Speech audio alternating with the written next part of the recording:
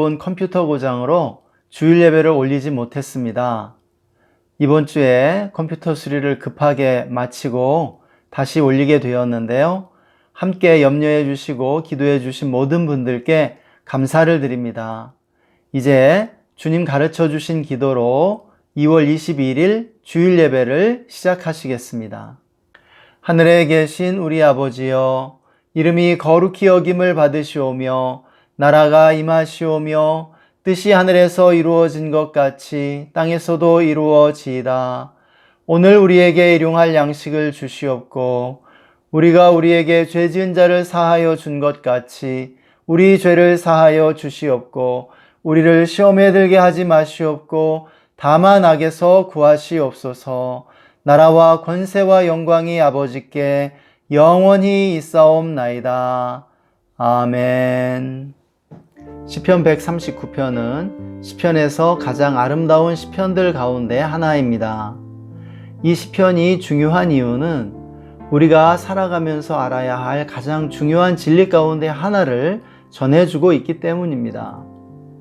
시 139편은 우리에게 우리가 우리 자신을 알기 위해서는 우리를 창조하신 하나님을 알아야 함을 가르쳐 줍니다.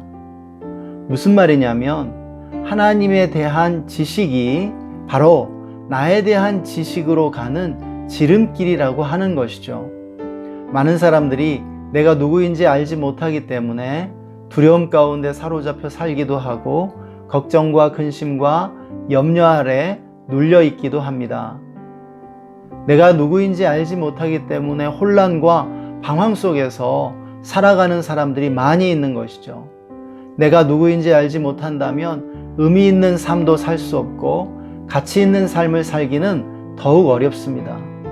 그런데 시편 139편은 내가 누구인지를 정확하게 가르쳐주고 있습니다. 나를 창조하신 하나님은 나에 대해 지극한 관심을 가지고 계시며 나를 한순간도 떠나지 아니하시고 임마누엘로 항상 함께 하신다라고 가르쳐 줍니다. 또한 나에 대해 모든 것을 알고 계시며 나를 향한 생각이 셀 수 없다라고 가르쳐 줍니다. 이 모든 것을 한마디로 정리하면 하나님이 나를 너무너무나 사랑하시고 가치 있게 여기신다라는 것이죠. 바로 이것을 통해 우리는 우리의 정체성을 발견하게 됩니다. 내가 얼마나 소중하고 가치 있는 존재인지, 내가 이 세상과 역사에 얼마나 의미 있는 존재인지를 이 시편 속에서 발견하게 되는 것이죠. 우리는 성경을 통해 내가 누구인지를 알아야 합니다. 우리 한 사람 한 사람이 얼마나 소중하고 가치 있으며 의미 있는 존재인지를 알아야 한다는 것이죠. 우리가 이렇게 나 자신이 누구인지를 알 때 비로소 충만한 삶을 살 수 있고 의미 있는 삶을 살 수 있다는 것입니다. 하나님이 우리를 사랑하십니다. 하나님이 당신을 사랑하십니다. 우리를 위해서라면 당신의 하나밖에 없는 아들을 이 땅에 보내 십자가에 못 박혀 죽게 할 만큼 우리를 사랑하신다라고 하는 것입니다. 그것이 우리의 삶의 의미이고 가치입니다. 우리가 우리의 삶을 소중히 여기고 의미 있게 살려면 성경을 통해 내가 누구인지를 알아야 함을 믿으시기 바랍니다. 이 시간 우리가 우리를 사랑하신 하나님을 예배하기 원합니다. 함께 기도하고 예배 가운데 나아가기를 원합니다. 이 시간 함께 기도할 때는 우리를 사랑하시는 하나님께 감사의 기도를 올려드립시다. 그리고 한 주간 우리의 죄를 회개하며 주님의 은혜로 주님 앞에 나아가십시다. 또 성령의 충만을 구하고 우리를 방해하고 누르는 악한 원수마귀를 대적하며 함께 나아가십시다. 오늘 예배를 위해 함께 기도하겠습니다. 하나님 감사합니다. 끔찍히도 사랑해 주신 하나님의 사랑으로 인해 감사드립니다. 하나님 이 시간 정말 주님의 그 놀라우신 은혜 찬양합니다. 주님 우리의 모든 죄와 허물을 용서해 주십시오. 예수님의 보혈을 의지해 나아갑니다. 보혈을 지나 아버지 품으로 나아갑니다. 아버지 나의 모든 죄와 허물을 주님의 보혈로 깨끗이 씻어 주시옵소서. 성령님을 인정하고 환영하고 모셔드리고 의지합니다. 성령님 충만하게 임재하여 주시옵소서. 성령님 통치해 주십시오. 나사렛 예수의 이름으로 우리 예배를 방해하고 누르는 모든 악한 귀신들 꾸짖고 결박하고 제하노니 떠나갈지어다. 잠잠할지어다. 주님, 우리 예배 가운데 은혜를 더해 주십시오. 성령의 기름 부음을 임하게 해 주십시오. 예배에 참여하는 모든 이들이 하나님의 놀라운 축복을 받고 은혜를 경험케 하여 주시옵소서. 하나님 감사합니다. 주님을 찬양합니다. 우리를 사랑해 주시고 우리가 너무나 가치가 있고 의미 있는 존재들임을 성경을 통해 말씀을 통해 가르쳐 주심을 감사합니다. 이 시간 주님의 보혈을 의지하여 나아갑니다. 어린 양의 보혈로 주님 보좌 앞에 나아갑니다. 우리의 모든 죄와 허물을 이 시간 주님의 보혈로 깨끗이 씻어 주시옵소서. 거룩하기를 원합니다.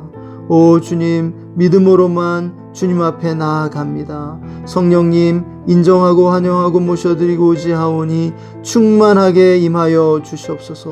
성령의 거룩한 기름 부음으로 주 앞에 나아가기를 원하오니 우리의 예배를 받아 주시옵소서.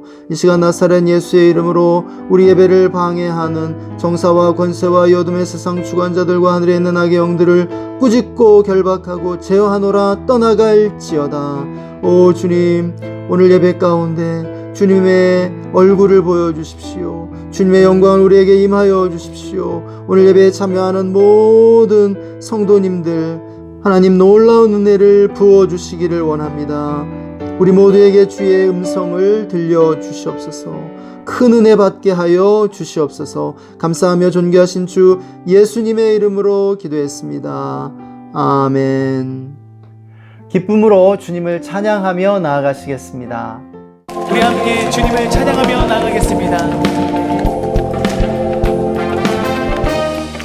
이 눈에 아무 증거 아니 되어도 믿음만을 가지고서 걸으며 이 귀에 아무 소리 아니 들려도 하나님의 약속 위에 서리 걸어가세 믿음 위에 서서 나가세 의심 버리고 걸어가세 믿음 위에 서서 눈과 귀에 이 눈이 보기에는 어떠하든지 이미 얻은 증거대로 믿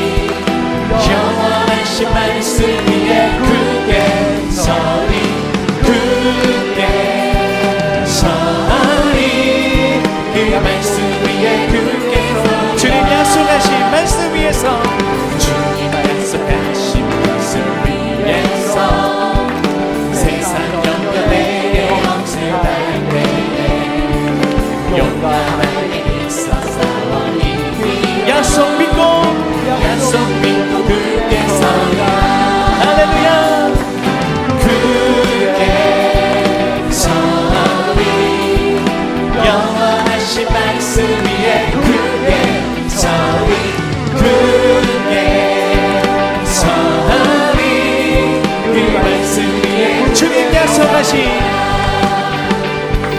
주님 약속하신 말씀 영원하신 주의 사랑 영원하신 주의 사랑이 성령으로 약속 믿고 굳게 서리라 다같이 굳게 서리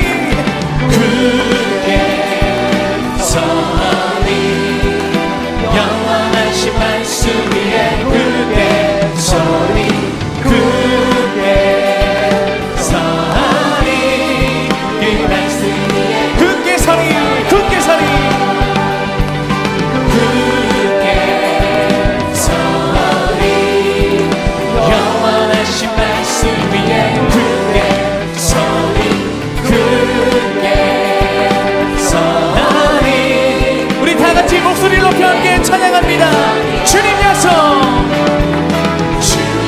약속하신 말씀 위에서 성령 인도하는 대로 행하며 주님 그의 항상 하시거든 약속 믿고 굳게 서리라 굳게 서리 굳게 서리 영원하신 말씀 위에 굳게 서리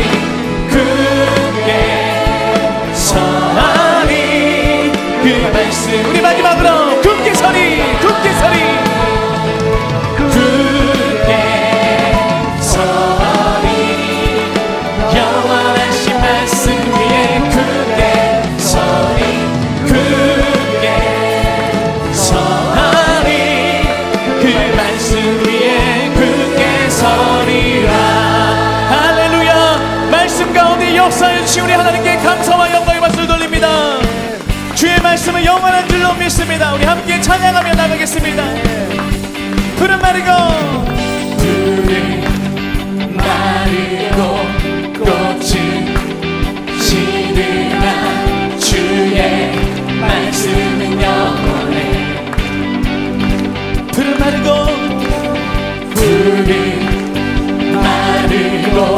꽃은 시드나 주의 다시 한번 우리 선포합시다.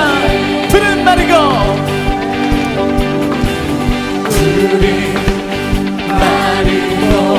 꽃은 시드나 주의 말씀은 영원해 푸른 마르고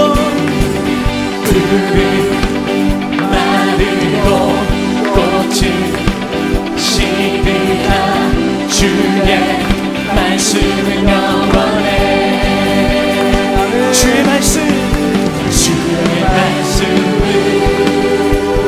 믿는 자 주의 구원을 얻으리 주의 말씀을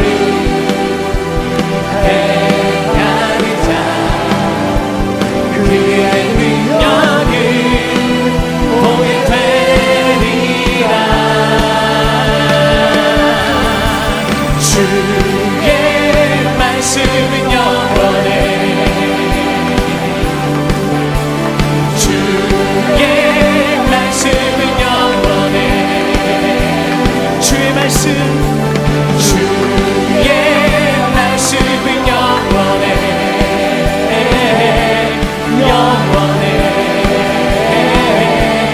영원해 우리 다시 한번 선포합니다. 푸른 마르고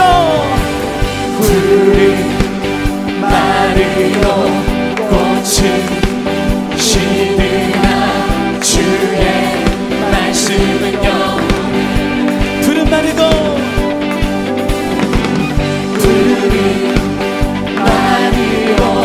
꽃은 시드나 주의 말씀은 영원해 주의 말씀을 믿는 자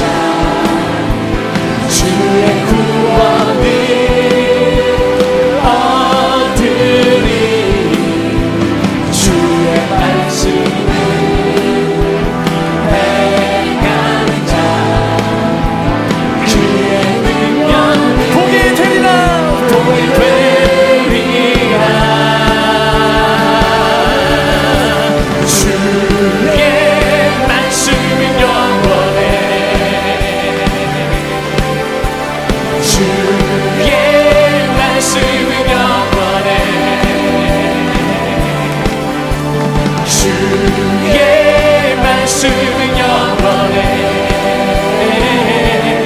영원해. 우리 다 같이 목소리로 함께 고백합니다. 주의 말씀은 주의 말씀은 영원해 주의 말씀은 영원해 주의 말씀 주의 말씀은 영원해 영원해. 우리 다 같이 주의 말씀은 영원해 주의 말씀은 영원해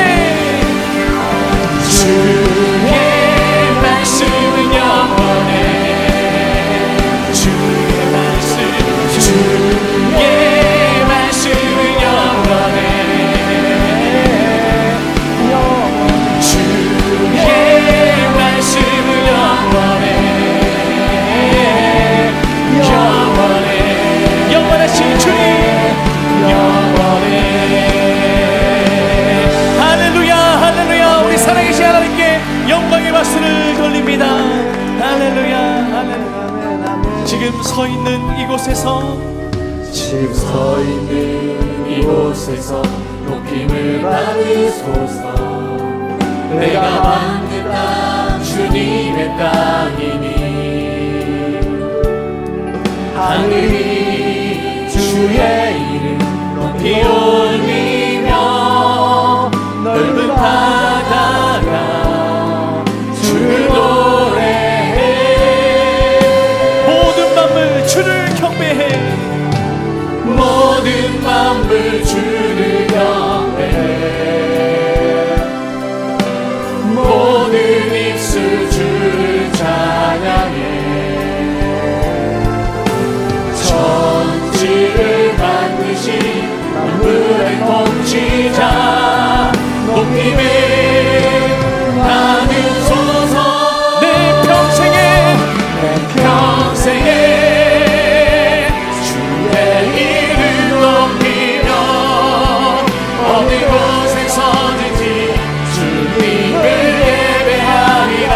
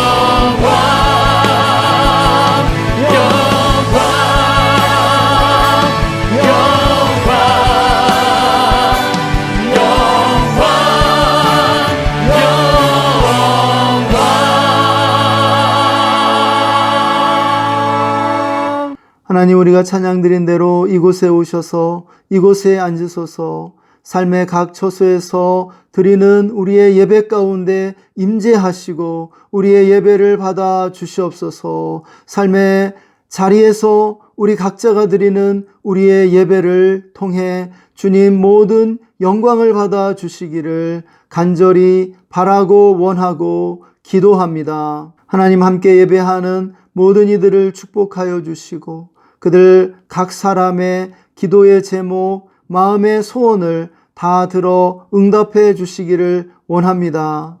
결혼을 소망하는 이들에게 결혼의 축복을 주시고 직장을 구하는 이들에게 직장을 주시며 문제 해결을 위해 기도하는 자들에게 문제를 해결해 주시기 원합니다. 건강을 원하는 이들에게 건강을 주시고 코로나로 어려운 시간들을 보내고 있는 이들 위로하시고 격려하시며 새롭게 일어날 수 있도록 힘과 용기를 더해 주시옵소서. 또한 우리나라를 긍휼히 여겨주시고 코로나를 속히 물리치고 새로운 대한민국 이루어 갈 수 있도록 축복해 주시옵소서. 정치가 안정되게 해주시고 정치 지도자들이 공의를 행하게 하여 주시며 정의와 공의가 바로 선 나라 되게 하여 주시옵소서. 하나님, 무엇보다도 우리나라 국민들이 하나님을 찾고 하나님의 얼굴을 구하며 하나님께 나아오게 해주시기를 원합니다. 한국교회를 새롭게 하여 주시옵소서. 하나님을 경외함으로 거룩함 가운데 설 수 있도록 인도해 주시옵소서. 우리 그리스도인들이 삶의 현장에서 이 세상의 빛과 소금이 되어 거룩한 영향력을 발휘하게 해주시고 이 세상을 바꿔나가는 예수 그리스도의 참된 제자들이 되게 하여 주시옵소서. 북한을 긍휼히 여겨주시고 구원해 주시며 남과 북이 평화 통일을 이루어 온 세계 제사장 나라의 사명을 감당케 해 주시옵소서. 대저물이 바다를 덮음 같이 하나님을 아는 지식의 영광이 온 세상에 가득하게 해 주시기를 간절히 소망합니다. 감사드리며 존귀하신 주 예수님의 이름으로 기도했습니다. 아멘. 오늘 우리에게 주시는 말씀은 사도행전 9장 1절에서 9절의 말씀입니다. 다 함께 한 목소리로 말씀 읽겠습니다. 사울이 주의 제자들에 대하여 여전히 위협과 살기가 등등하여 대제사장에게 가서 다메섹 여러 회당에 가져갈 공문을 청하니 이는 만일 그 도를 따르는 사람을 만나면 남녀를 막론하고 결박하여 예루살렘으로 잡아오려 함이라. 사울이 길을 가다가 다메섹에 가까이 이르더니 호련히 하늘로부터 빛이 그를 둘러 비추는지라. 땅에 엎드러져 들음에 소리가 있어 이르시되 사울아 사울아 내가 어찌하여 나를 박해하느냐 하시거늘 대답하되 주여 누구시니까 이르시되 나는 내가 박해하는 예수라. 너는 일어나 시내로 들어가라. 내가 행할 것을 내게 이를 자가 있느니라 하시니라. 같이 가던 사람들은 소리만 듣고 아무도 보지 못하여 말을 못하고 서 있더라. 사울이 땅에서 일어나 눈은 떴으나 아무것도 보지 못하고 사람의 손에 끌려 다메섹으로 들어가서 사흘 동안 보지 못하고 먹지도 마시지도 아니하니라. 아멘. 할렐루야. 반갑습니다.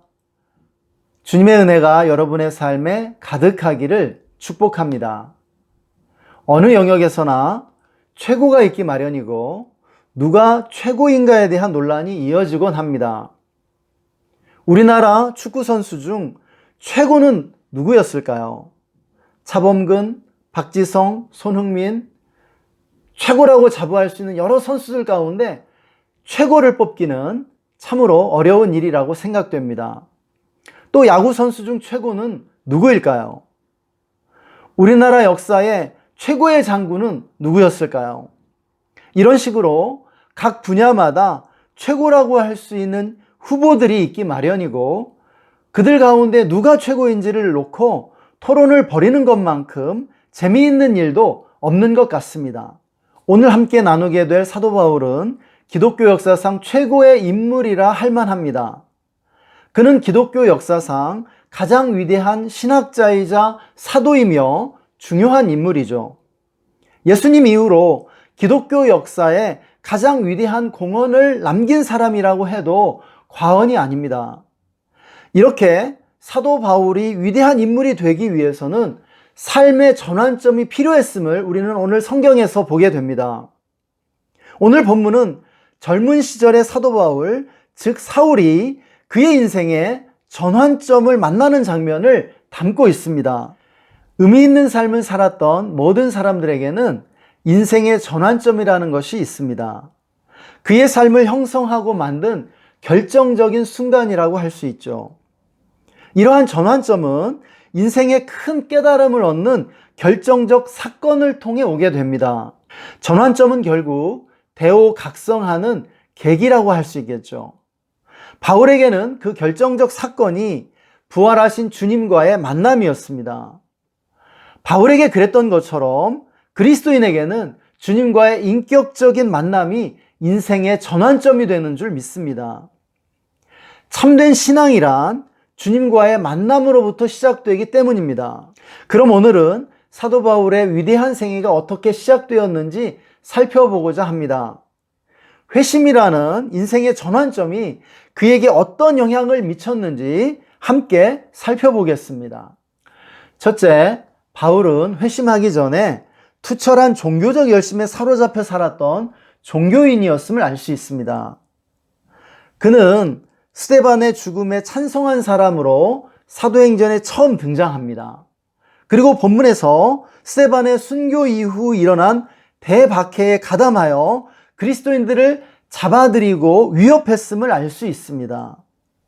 그는 예수님과 기독교에 대한 분노로 살기가 등등하여 국경선을 넘어 다메섹까지 그리스도인들을 잡으러 갔죠. 그는 오늘날의 관점에서 보면 테러리스트였음을 알 수 있습니다. 여러분은 역사에서 가장 무서운 전쟁이 무엇이라고 생각하십니까? 저는 종교전쟁이라고 말씀드리고 싶습니다. 힌두교와 이슬람 사이의 전쟁, 종교개혁 이후 일어난 신교와 구교 간의 전쟁, 기독교와 이슬람 사이에 벌어진 십자군 전쟁, 이슬람 양대 종파인 수니파와 시아파 사이의 전쟁, 이러한 모든 종교 전쟁들은 수백 년 동안 계속된 무서운 전쟁이었습니다. 지금도 전 세계를 공포로 몰아넣고 있는 사람들이 누구입니까? 이슬람 테러리스트들입니다. 우리는 여기서 종교와 참된 신앙을 구분할 수 있어야 합니다. 참된 신앙과 대비되는 종교가 무엇인지 먼저 생각해 보도록 하죠. 종교는 이를테면 사랑 없는 교리를 신봉하는 것입니다. 이것은 하나님과의 인격적 교제를 결핍한 경직된 신념체계라고 하는 것이 옳습니다. 종교를 참된 신앙으로부터 멀어지게 하는 것이 맹세입니다. 한마디로 맹세는 종교를 더욱 강화시킨다는 것이죠. 주님은 산상수훈에서 맹세하지 말라고 하시면서 맹세하는 것은 곧 죄라고 규정하셨습니다. 그럼 맹세란 무엇일까요? 맹세는 어떤 생각이나 신념을 절대화하는 것입니다. 비록 맹세한다는 명시적인 표현을 하지 않더라도 어떤 문장에 절대로, 결코, 반드시, 죽어도와 같은 그러한 단어가 들어갈 때 그 말은 맹세가 되는 것이죠. 일단 그렇게 맹세를 하게 되면 경직되고 유연함을 잃게 됩니다. 그들의 말과 주장은 절대로, 반드시, 죽어도 결코 그래야 하기 때문입니다. 타협할 수 없게 되는 것이죠. 그들이 맹세한 교리를 거부한 자들에게는 죽음을 내려야 하는 것이에요. 우리 역사를 보면 조선시대 유학자들이 특별히 이런 특징을 잘 보여주고 있습니다. 원래 유교는 학문이지 종교가 아니었죠. 특별한 신을 섬기는 것이 아니라 하나의 정치 이념과 철학이었습니다. 그러나 조선 중기 이후 유교는 우리나라에서 점점 종교화됩니다. 학문이나 이념이 어떻게 종교화될 수 있을까요? 조선시대 유교의 종교화 과정은 조선의 선비들이 점점 유교를 절대화하는 과정이었습니다. 성리학만이 옳고 절대적으로 실현돼야 한다고 끊임없이 맹세했던 것입니다. 그 결과 끊임없이 당파가 분열하죠. 처음엔 스승이 다르다는 이유로, 나중엔 스승이 같은데도 조그마한 의견 차이와 자리 다툼으로 분열하고 싸우기를 반복합니다. 백성들은 전쟁과 수탈로 도탄에 빠져 있는데도 현실과는 아무 상관없는 이론 싸움으로 수백 년을 보냅니다. 임금이 상복을 1년 입어야 하는지 3년 입어야 하는지, 사도세자를 어떻게 볼 것인지 소현세자를 어떻게 볼 것인지, 백성의 삶과는 아무 상관없는 일로 밤낮을 가리지 않고 싸우면서 서로를 죽이고 해치며 원한을 키워갔던 것을 보게 되는 것이죠. 이것이 바로 맹세의 위험성입니다. 주님께서는 말씀하셨죠.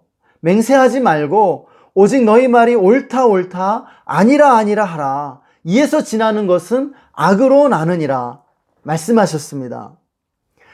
한마디로 지나치게 확신하지 말라는 말씀이에요. 회심 이전의 사울은 경직됐고 유연함이 없었습니다. 자기가 확신하는 종교적 교리에서 조금이라도 벗어나는 사람들에 대해 참을 수 없는 분노와 증오를 느꼈죠. 사랑 없는 종교를 우상화한 결과입니다. 그래서 사랑의 계명을 어기면서까지 의로운 스데반에게 거짓 누명을 씌우고 죽이는 것을 당연하게 생각했습니다. 그리고 그리스도인들을 잡아다 고문하고 죽이고 싶어 했죠. 왜일까요?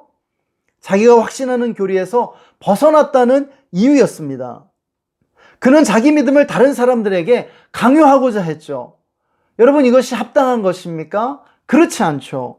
이것은 다른 사람들의 자유를 빼앗는 행위에 다름 아니었습니다. 얼마나 부당하고 무서운 일입니까?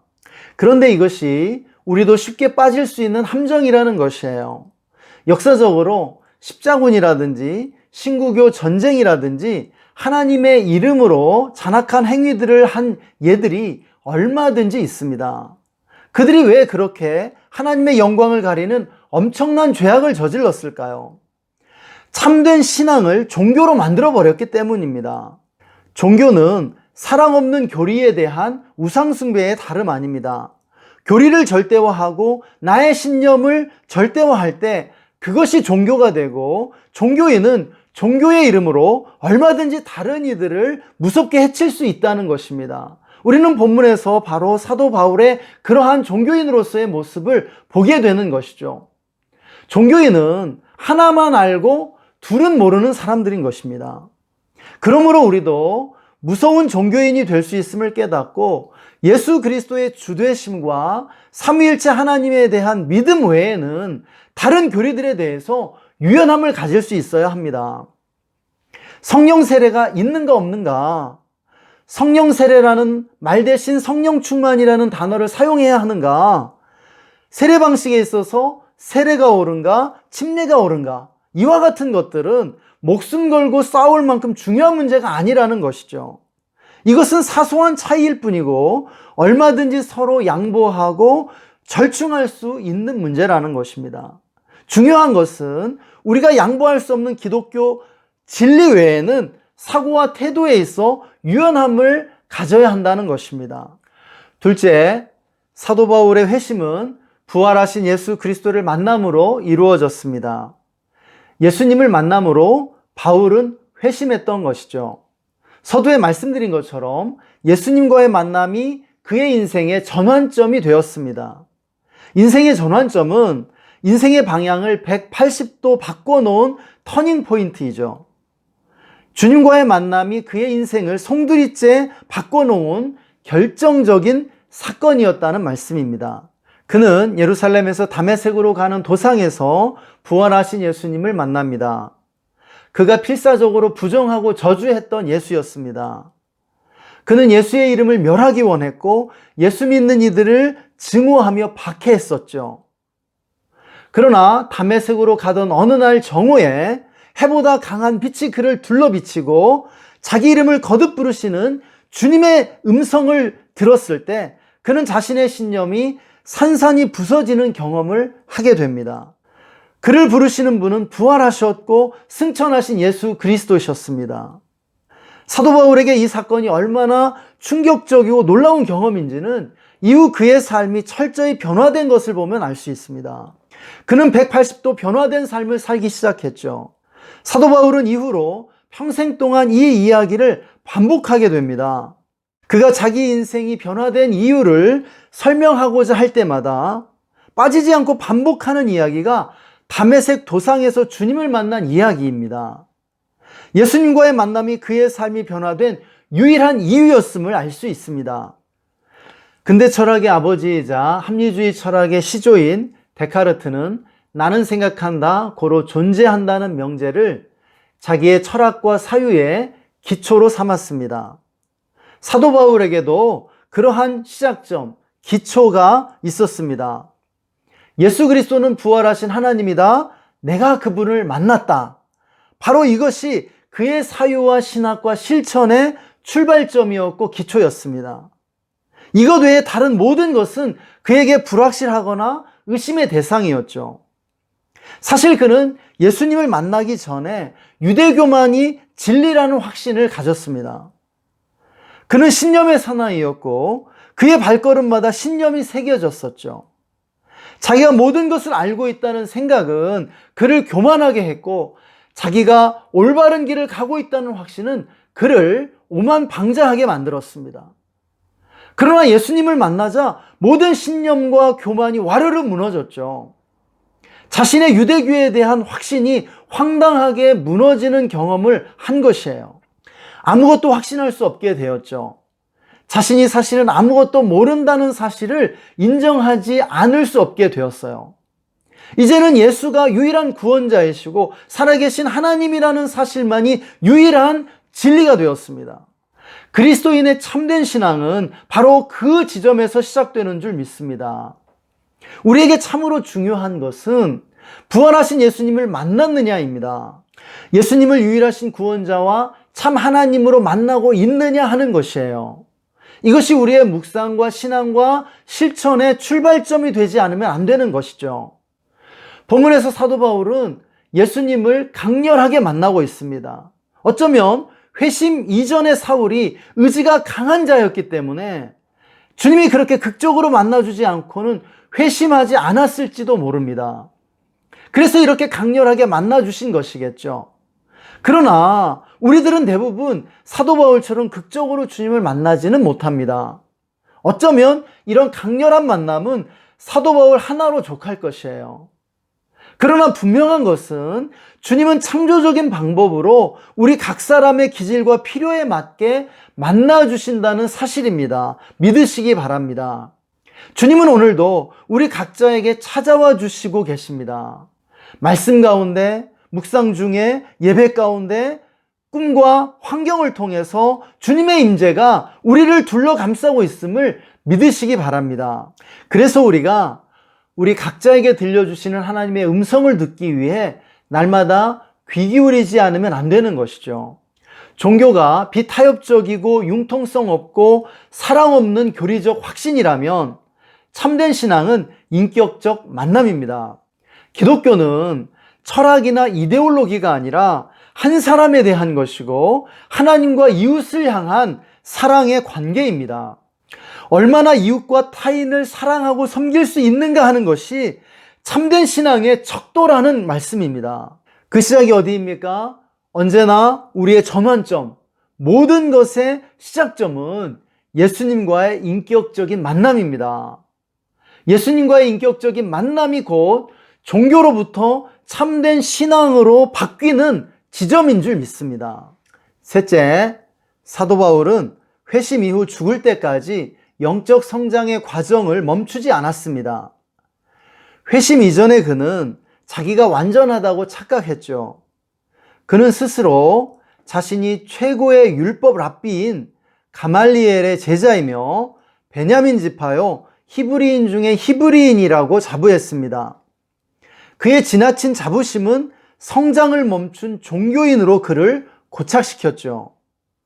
그러나 회심과 함께 그는 자신이 어린아이일 뿐이며 죄인의 괴수임을 깨닫게 됩니다. 그 깨달음이 그의 영적 성장의 시작이었죠. 흔히 그가 다메섹 도상에서의 회심 직후부터 위대한 사도가 된 것처럼 생각하는 경향이 있습니다. 그러나 그렇지 않죠. 회심은 걸음마와 같은 시작일 뿐이었죠. 그는 다메섹에서 회심한 뒤 즉시 다메섹 회당들로 가서 예수님이 부활하신 주님임을 증거합니다. 그러자 유대인들의 살해 위협을 받게 되고 다른 제자들의 도움을 받아 광주리를 타고 다메섹을 탈출하죠. 그리고 바로 예루살렘으로 간 것처럼 기록되어 있지만 사실은 다메섹과 예루살렘 사이에 3년의 기간이 비어 있습니다. 그는 다메섹을 탈출한 후 바로 아라비아 광야로 가서 3년의 시간을 보냈던 것이에요. 그가 아라비아 광야에서 3년 동안 무엇을 했을까요? 묵상과 기도를 통해 주님을 더 깊이 만나며 자신의 과오를 성찰하고 회개하는 시간을 가졌을 것입니다. 그렇게 광야에서의 3년을 보내고 예루살렘을 방문해 사도들과 교제를 나눈 후에 고향인 길리기아 다소로 가서 다시 7년 정도의 시간을 보내게 됩니다. 이 기간도 그가 사역보다는 주님과 더 깊은 교제를 나누며 성경 전체가 예수 그리스도를 증거하고 있음을 더 깊이 있게 공부하는 시간이었을 것입니다. 그리고 바나바의 초청으로 안디옥 교회에서 드디어 위대한 사도의 사역을 시작하게 되는 것이죠. 우리는 사도 바울의 변화가 한순간에 일어난 것처럼 오해하는 경향이 있죠. 그만큼이나 우리 자신도 한순간의 영적 경험과 은혜를 통해 변화될 수 있을 것처럼 착각합니다. 그러나 그런 변화는 없습니다. 아기가 태어나 처음엔 누워만 있다가 기어다니고 걸음마를 배우고 그 다음에 걷고 뛰면서 서서히 자라는 것과 같습니다. 영적인 성장은 생물학적 성장과 비슷하다는 것이죠. 처음부터 어른으로 태어난 사람이 없는 것처럼 처음부터 영적 거장이 된 사람은 없습니다. 우리는 평생 죽을 때까지 성장하는 것이죠. 성장한다는 것은 날마다 껍데기를 벗고 새로워지는 것이고 완성을 향해 계속 나아가는 것입니다. 우리는 죽을 때까지 완성을 보지 못합니다. 주님 재림으로 부활할 때 참된 완성이 이루어지게 되는 것이죠. 그러므로 사도 바울은 이렇게 말했습니다. 형제들아, 나는 아직 내가 잡은 줄로 여기지 아니하고 오직 한 일, 즉 뒤에 있는 것은 잊어버리고 앞에 있는 것을 잡으려고 표대를 향하여 그리스도 예수 안에서 하나님이 위에서 부르신 부름의 상을 위하여 달려가노라. 그는 만족할 수 없다고 말합니다. 그는 12절에서는 내가 이미 얻지도 못했고 온전히 이루지도 못했다라고 고백하죠. 우리에게 필요한 자세라고 믿습니다. 우리는 쉽게 빨리 되기를 원합니다. 완성된 것을 한 번에 취하고 싶어 하죠. 저도 그랬습니다. 그러나 나이가 들어갈수록 그런 것이 없음을 알게 되었죠. 한 번에 한 가지씩밖에 얻을 수 없다는 것을 깨닫는 것이 지혜입니다. 영적 성숙도 그렇게 한 번에 한 걸음씩 이루어지는 것이죠. 그러므로 이런 자세가 필요합니다. 매일의 묵상과 기도를 쌓아가는 것이에요. 이제 말씀을 정리할 시간입니다. 회심과 회심 이후에 영적 성장을 이렇게 이해하면 좋겠습니다. 이스라엘 백성이 가나안 정복전쟁에서 첫 번째 거둔 승리는 여리고성의 승리였습니다. 여리고성은 이스라엘 민족이 손 하나 까딱하지 않고 하나님의 주권적인 그러한 능력으로 무너져 버렸죠. 그러나 나머지 성들은 이스라엘 민족이 직접 취해야만 했습니다. 가나안 민족들과 싸워야 했죠. 싸움 없이도 무너졌던 성은 여리고 하나였다라는 것입니다. 회심도 바로 그렇습니다. 사도 바울이 주님을 만난 것은 하나님의 전적인 주권이었고 또한 은혜였습니다. 그러나 그 이후에 사도 바울의 영적인 성장은 사도 바울의 매일매일의 노력을 통해서 이루어진 것을 우리는 기억해야 합니다. 우리도 마찬가지입니다. 여리고성은 한 번만 주어진다라는 것입니다. 회심 이후의 영적 성장은 매일매일의 노력과 또한 우리의 수고가 필요하다는 것이죠. 영적 성숙이 이렇게 한 번에 한 걸음씩 이루어집니다. 그러므로 이런 자세가 필요합니다. 매일의 묵상과 기도를 쌓아가는 것이죠. 짧게라도 주님과 인격적 교제를 놓치지 않는 생활이 영적 성장을 위한 정도이며 토대를 형성하는 것입니다. 그런 끝없는 훈련과 노력이 위대한 사도를 만들었던 것이죠. 우리 모두 비록 분주한 삶의 현장이지만 그곳에서 주님을 만나고 교제하며 훈련해 나갈 수 있기를 소망합니다. 함께 말씀 적용하며 기도하시겠습니다. 이 시간 우리 함께 기도합시다. 우리가 종교인에서 참된 신앙인으로 발돋움할 수 있게 해달라고 기도합시다. 이웃과 타인을 사랑할 수 있는 참된 신앙인이 될 수 있게 해달라고, 종교의 껍질을 벗게 해달라고 기도합시다. 날마다 주님과 인격적인 사귐을 갖는 신앙인이 될 수 있도록 기도합시다.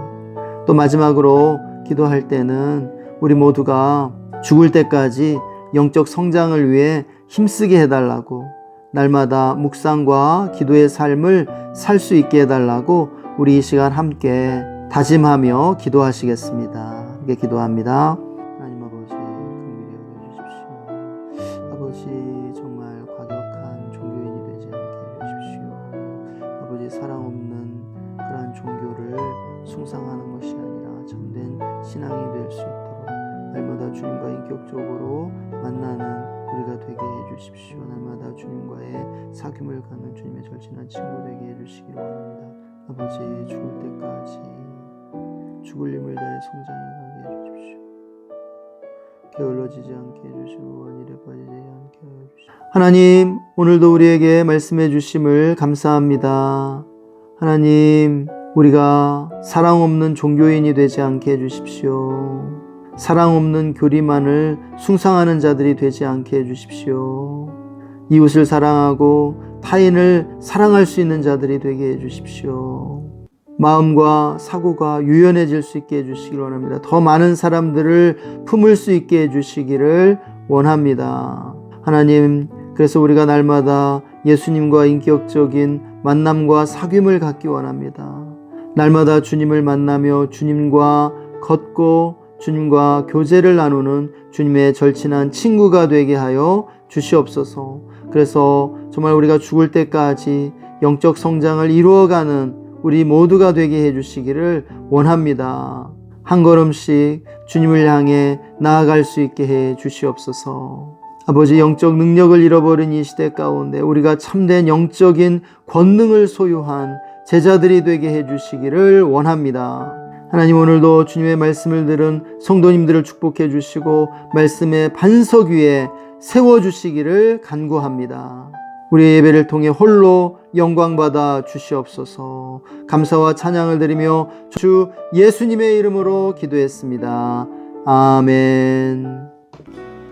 지금은 우리의 길과 진리와 생명이 되신 우리 구주 예수 그리스도의 놀라우신 은혜와 하나님 아버지의 영원하신 사랑하심과 성령님의 내주 충만 교통하심이 오늘 말씀을 듣고 예수님과 날마다 사귐을 가지며 묵상과 기도의 삶을 날마다 쌓아가기로 결정하는 우리 모든 성도님들과 형제 자매님들, 그들의 가정과 직장과 삶의 현장 위에, 그리고 우리나라 대한민국 위에 지금으로부터 영원토록 함께 계시기를 간절히 축원하옵나이다. 아멘. 2021년 2월 21일 2주 만에 드린 우리가 주의 교회 주일 예배에 함께 해주셔서 감사드립니다. 부활하신 예수님이 참 하나님이시다. 내가 그분을 만났다. 이것이 사도 바울의 신학과 실천의 기초였던 것처럼 살아계신 예수님을 만났다는 사실이 우리의 삶의 기초가 되기를 축복합니다.